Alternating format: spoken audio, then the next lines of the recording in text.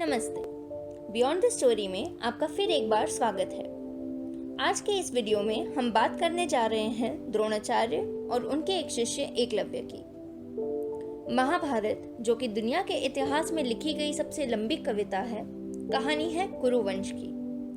पर यह एक कहानी बनती है कई छोटी छोटी कहानियों और घटनाओं को जोड़कर। इनमें से ही एक घटना है एकलव्य की।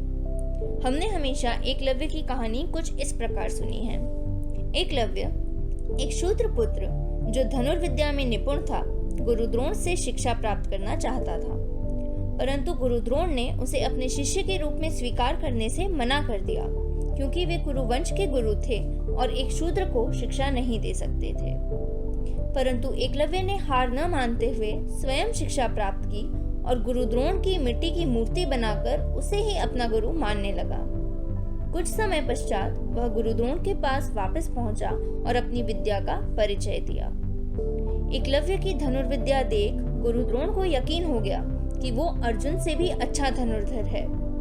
इसीलिए उन्होंने एकलव्य से गुरु दक्षिणा में उसके सीधे हाथ का अंगूठा मांग लिया, ताकि वो फिर से तीर न चला सके और अर्जुन ही दुनिया का सर्वश्रेष्ठ धनुर्धर बना रहे। ये घटना तो कहानी के हिसाब से सच्ची है, पर इसके पीछे का कारण बहुत कम लोग जानते हैं। आखिर एकलव्य कौन था और गुरु द्रोण ने उसे शिक्षा क्यों नहीं दी? एकलव्य के असली पिता थे देवश्रवा, जो वासुदेव के भाई थे। पर बचपन में एकलव्य जंगल में खो गया और उसे गोद लिया भीलों के एक सरदार ने, जिसका नाम था हिरण्यधनुष। हिरण्यधनुष और उसके साथी जरासंध की सेना में नियुक्त थे, जो कृष्ण का शत्रु था। यदि गुरु द्रोण एकलव्य को शिक्षा प्रदान करते तो वह सर्वश्रेष्ठ धनुर्धर बन जाता और आगे चलकर जरासंध की सेना को और शक्तिशाली बनाता। इससे कौरवों की सेना भी शक्तिशाली हो जाती।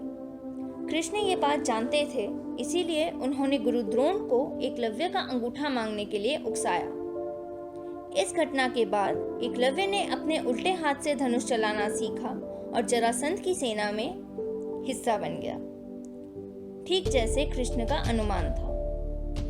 परंतु रुक्मिणी हरण के दौरान कृष्ण ने एकलव्य को मार दिया और उसे वरदान दिया कि अगले जन्म में वही गुरु द्रोण की मृत्यु का कारण बनेगा। इस वरदान के चलते एकलव्य ने पुनर्जन्म लिया ध्रुपद के पुत्र और द्रौपदी के भाई धृष्टद्युम्न के रूप में, जिसका जन्म केवल गुरु द्रोण को मारने के लिए हुआ था। द्रोण पर्व में कृष्ण ने कहा था कि एकलव्य, जरासंध और शाल्य की मृत्यु सही समय पर हुई, ताकि वो आगे चलकर कौरवों के लिए लड़ ना सकें। इस प्रकार कृष्ण ने पांडवों के रास्ते का हर पत्थर हटाया और धर्म की स्थापना की। आज की इस कहानी में बस इतना ही। हम अगली बार फिर लौटेंगे इससे भी दिलचस्प कहानियां लेकर। तब तक के लिए नमस्कार।